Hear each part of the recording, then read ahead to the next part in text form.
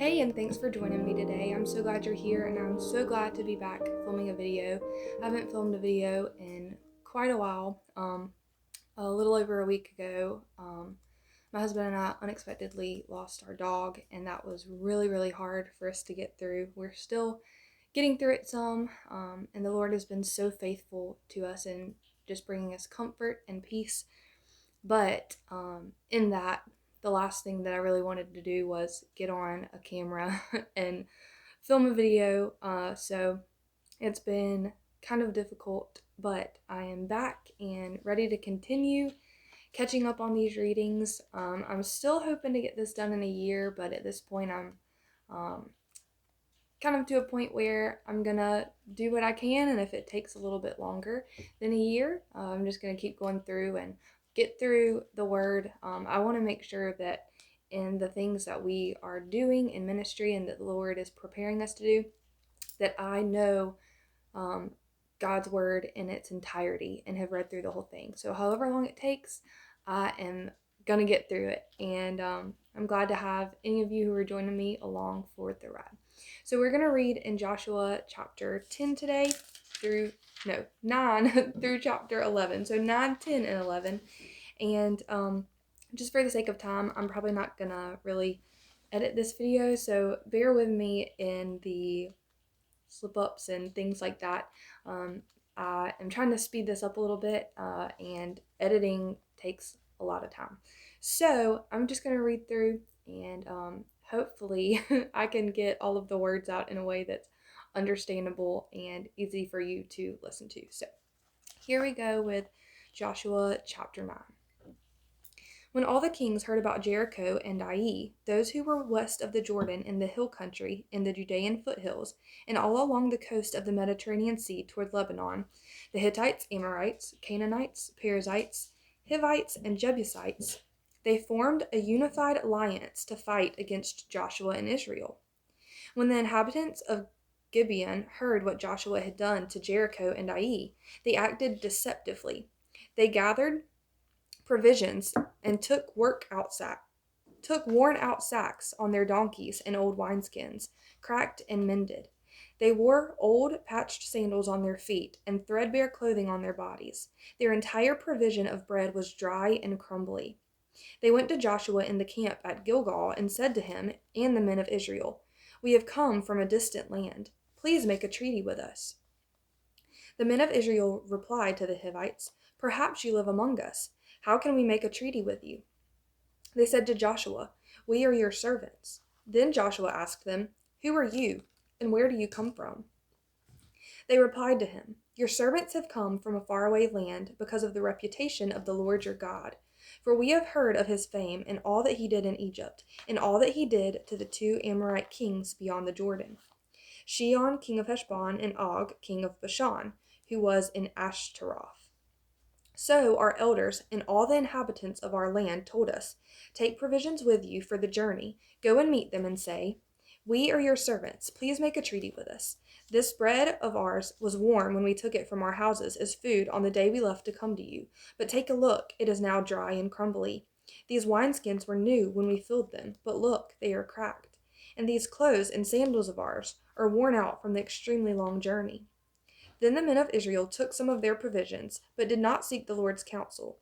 So Joshua established peace with them and made a treaty to let them live, and the leaders of the community swore an oath to them. 3 days after making the treaty with them, they heard that the Gibeonites were their neighbors, living among them. So the Israelites set out and reached the Gibeonite cities on the third day. Now their cities were Gibeon, Shephirah, Beeroth, and Kiriath Jearim. But the Israelites did not attack them because the leaders of the community had sworn an oath to them by the Lord, the God of Israel. Then the whole community grumbled against the leaders. All the leaders answered them, "We have sworn an oath to them by the Lord, the God of Israel, and now we cannot touch them. This is how we will treat them. We will let them live so that no wrath will fall on us because of the oath we swore to them." They also said, "Let them live." So the Gibeonites became woodcutters and water carriers for the whole community, as the leaders had promised them. Joshua summoned the Gibeonites and said to them, Why did you deceive us by telling us you live in a faraway land, when in fact you live among us? Therefore you are cursed and will always be slaves, woodcutters and water carriers for the house of my God." The Gibeonites answered him, "It was clearly communicated to your servants that the Lord your God had commanded his servant Moses to give you all the land and to destroy all the inhabitants of the land before you.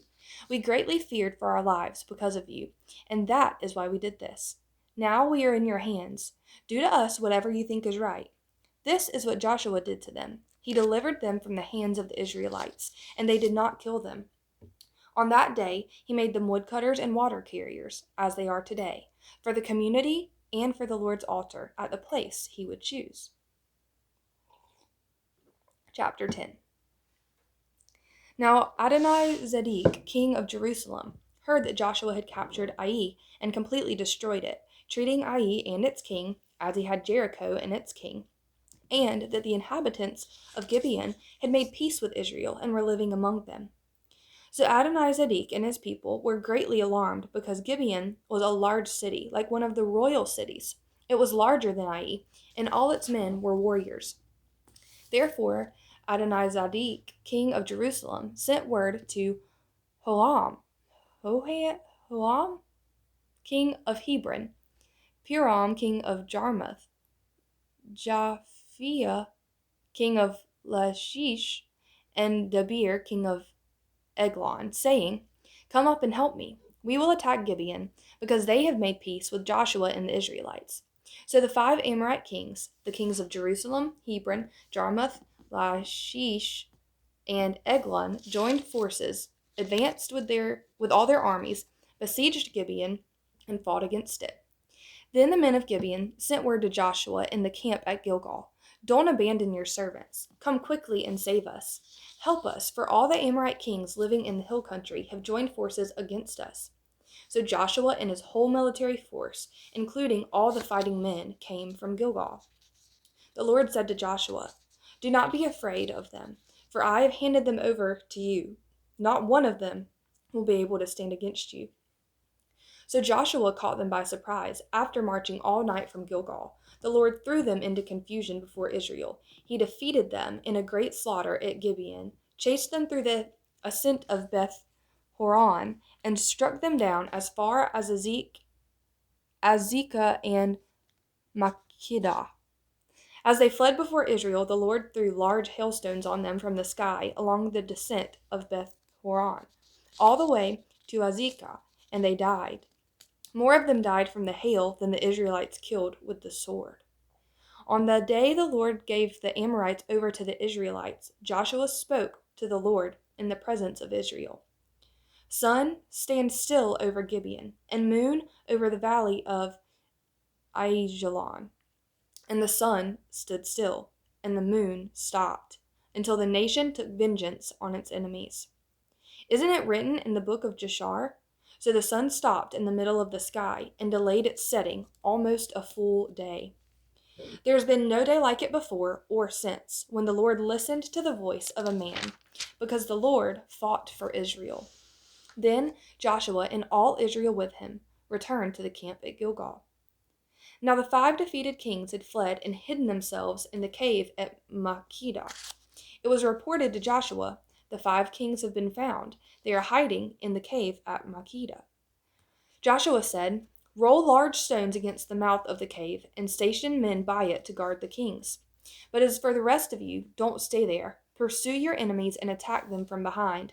Don't let them enter their cities, for the Lord your God has handed them over to you." So Joshua and the Israelites finished inflicting a terrible slaughter on them until they were destroyed, although a few survivors ran away to the fortified cities. The people returned safely to Joshua in the camp at Makkedah, and no one dared to threaten the Israelites. Then Joshua said, "Open the mouth of the cave and bring those 5 kings to me out of there." That is what they did. They brought the 5 kings of Jerusalem, Hebron, Jarmuth, Lachish, and Eglon to Joshua out of the cave. When they had brought the kings to him, Joshua summoned all the men of Israel and said to the military commanders who had accompanied him, "Come here and put your feet on the necks of these kings." So the commanders came forward and put their feet on their necks. Joshua said to them, Do not be afraid or discouraged. Be strong and courageous, for the Lord will do this to all the enemies you fight." After this, Joshua struck them down and executed them. He hung their bodies on 5 trees, and they were there until evening. At sunset, Joshua commanded that they be taken down from the trees and thrown into the cave where they had hidden. Then large stones were placed against the mouth of the cave, and the stones are there to this day. On that day, Joshua captured Makkedah and struck it down with the sword, including its king. He completely destroyed it and everyone in it, leaving no survivors. So he treated the king of Makkedah as he had the king of Jericho. Joshua and all Israel with him crossed from Makkedah to Libnah and fought against Libnah. The Lord also handed it and its kings over to Israel. He struck it down, putting everyone in it to the sword, and left no survivors in it.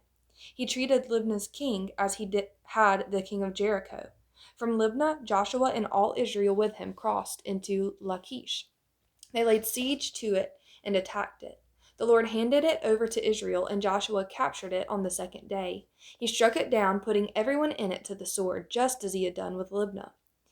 At that time, Horam, king of Gezer, went to help Lachish, but Joshua struck him down along with his people, leaving no survivors in it. Then Joshua crossed from Lachish to Eglon, and all Israel with him. They laid siege to it and attacked it. On that day they captured it and struck it down, putting everyone in it to the sword. He completely destroyed it that day, just as he had done to Lachish. Next, Joshua and all Israel with him went up from Eglon to Hebron and attacked it. They captured it and struck it down with its king, all its villages, and everyone in it with the sword. He left no survivors, just as he had done at Eglon. He completely destroyed Hebron and everyone in it. Finally, Joshua turned toward Debir and attacked it, and all Israel with him. He captured it, its king, and its villages. They struck them down with the sword and completely destroyed everyone in it, leaving no survivors. He treated Debir and its king as he had treated Hebron and as he had treated Libnah and its king. So Joshua conquered the whole region, the hill country, the Negev, the Judean foothills, and the slopes, with all their kings, leaving no survivors. He completely destroyed every living being, as the Lord, the God of Israel, had commanded. Joshua conquered everyone from Kadesh Barnea to Gaza, and all the land of Goshen as far as Gibeon. Joshua captured all these kings and their land in one campaign, because the Lord, the God of Israel, fought for Israel. Then Joshua returned with all Israel to the camp at Gilgal. Chapter 11. When Jabin, king of Hazor, heard the news, he sent a message to Jobab, king of Madon, the kings of Shimron and Akshapah, and the kings of the north in the hill country, the Arabah south of Chinnereth, the Judean foothills, the slopes of Dor to the west, the Canaanites in the east and west, the Amorites, Hittites, Perizzites, Jebusites in the hill country, and the Hivites at the foot of Hermon, in the land of Mizpah.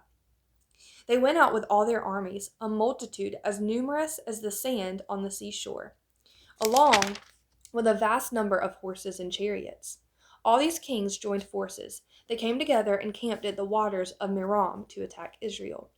The Lord said to Joshua, "Do not be afraid of them, for at this time tomorrow I will cause all of them to be killed before Israel. You are to hamstring their horses and burn up their chariots." So Joshua and his whole military force surprised them at the waters of Merom and attacked them. The Lord handed them over to Israel, and they struck them down, pursuing them as far as Great Sidon and Misrephoth Maim, and to the east as far as the valley of Mizpeh. They struck them down, leaving no survivors. Joshua treated them as the Lord had told him. He hamstrung their horses and burned up their chariots. At that time Joshua turned back, captured Hazor, and struck down its king with the sword, because Hazor had formerly been the leader of all these kingdoms. They struck down everyone in it with the sword, completely destroying them. He left no one alive. Then he burned down Hazor. Joshua captured all these kings and their cities and struck them down with the sword. He completely destroyed them, as Moses, the Lord's servant, had commanded. However, Israel did not burn any of the cities that stood on their mounds except Hazor, which Joshua burned. The Israelites plundered all the spoils and cattle of these cities for themselves, but they struck down every person with the sword until they had annihilated them, leaving no one alive. Just as the Lord had commanded his servant Moses, Moses commanded Joshua. That is what Joshua did, leaving nothing undone of all that the Lord had commanded Moses. So Joshua took all the land, the hill country, all the Negev, and the land of Goshen, the foothills, the Arabah, and the hill country of Israel with its foothills, from Mount Halak, which ascends to Seir, as far as Baal Gad in the valley of Lebanon, to the foot of Mount Hermon. He captured all their kings and struck them down, putting them to death. Joshua waged war with all these kings for a long time. No city made peace with the Israelites except the Hivites who inhabited Gibeon. All of them were taken in battle. For it was the Lord's intention to harden their hearts, so that they would engage Israel in battle, be completely destroyed without mercy, and be annihilated just as the Lord had commanded Moses. At that time, Joshua proceeded to exterminate the Anakim from the hill country, Hebron, Debir, and Ab, all the hill country of Judah and of Israel. Joshua completely destroyed them with their cities. No Anakim were left in the land of the Israelites, except for some remaining in Gaza, Goth, and Ashdod. So Joshua took the entire land in keeping with all that the Lord had told Moses. Joshua then gave it as an inheritance to Israel according to their tribal allotments. After this, the land had rest from the war.